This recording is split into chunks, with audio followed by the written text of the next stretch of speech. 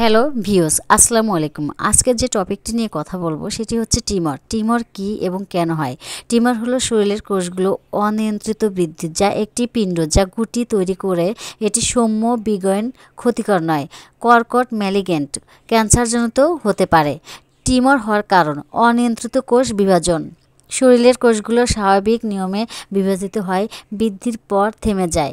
কিন্তু কখনো ডিএনএ ক্ষতিগ্রস্ত হলে কোষের এই স্বাভাবিক প্রক্রিয়া নষ্ট হয়ে যায়, ফলে টিউমার তৈরি হয়।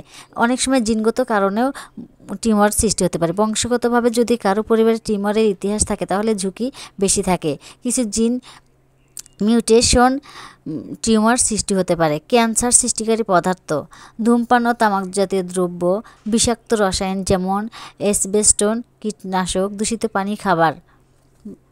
হরমোনের ভারসাম্যহীনতা: কিছু টিউমার হরমোনের মাত্রা বেড়ে গেলে হয়, যেমন ব্রেস্ট টিউমার বা জরায়ু ফাইব্রয়েড।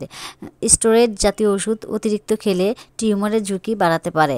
দুর্বল রোগ প্রতিরোধ ক্ষমতা: যাদের রোগ প্রতিরোধ ক্ষমতা কম তাদের শরীরে টিউমার হওয়ার সম্ভাবনা বেশি থাকে। অতিরিক্ত চর্বি ও স্বাস্থ্যকর খাবার খাওয়া: ফাস্টফুড, প্রসেসড ফুড, লাল মাংস বেশি খেলে কোলন বা পাকস্থলীতে টিউমার হতে পারে। অ্যালকোহল লিভার ও পাকস্থলী টিউমারের ঝুঁকি বাড়ায়। মানসিক চাপ ও জীবনযাত্রার প্রভাব: দীর্ঘদিন মানসিক চাপ, অনিদ্রা শরীরের কোষের উপর প্রভাব ফেলে। শারীরিক পরিশ্রমের প্রভাবে স্থূলতা টিউমারের কারণ হতে পারে। আসুন জেনে নেই টিউমারের ধরন। সৌম্য অথবা বিগেইন, ক্ষতিকর নয়, সাধারণত ছড়ায় না, যেমন ফাইব্রয়েড, লিপোমা। কর্কট, ম্যালিগেন্ট, এটি ক্যান্সারজনিত এবং দেহের অন্য অংশে ছড়িয়ে পড়তে পারে। প্রি ক্যান্সারাস, এটি সরাসরি ক্যান্সার নয়, তবে পরবর্তীতে ক্যান্সারের রূপ নিতে পারে। জেনে নেই টিউমারের প্রতিরোধের উপায়: স্বাস্থ্যকর খাবার খাওয়া, সবজি, ফল, ধূমপান ও অ্যালকোহল এড়িয়ে চলা, নিয়মিত শারীরিক চর্চা করা, পর্যাপ্ত ঘুম ও মানসিক চাপ কমানো, নিয়মিত স্বাস্থ্য পরীক্ষা করা। আসুন জেনে নেই টিউমারের জন্য হোমিওপ্যাথিক কিছু চিকিৎসা। হোমিওপ্যাথিতে টিউমারের চিকিৎসার জন্য কিছু নির্দিষ্ট ওষুধ ব্যবহৃত হয়, তবে এটি টিউমারের ধরন, সৌম্য বা কর্কট ও অবস্থার অনুযায়ী নির্ভর করে। হোমিওপ্যাথিকের চিকিৎসা: ক্যালকেরিয়া ফ্লোরিকা, কঠিন বা গুটি আকৃতির টিউমারের জন্য বিশেষ উপকারী।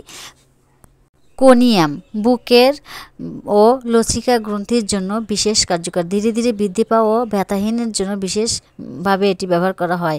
থুজা, ত্বক ও ওয়াট জাতীয় টিউমারের জন্য বিশেষ কার্যকর। এইচআইভি ভাইরাস সংক্রমণের ফলে সৃষ্টি টিউমারের চিকিৎসার ব্যবহৃত হতে পারে।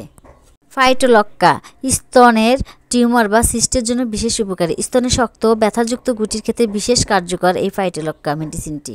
সাইলেশিয়া, শরীরের টক্সিন দূর করতে সাহায্য করে। দীর্ঘমেয়াদী টিউমার বা সংক্রমণের জন্য খুবই ভালো কাজ করে এই সাইলেশিয়া মেডিসিনটি।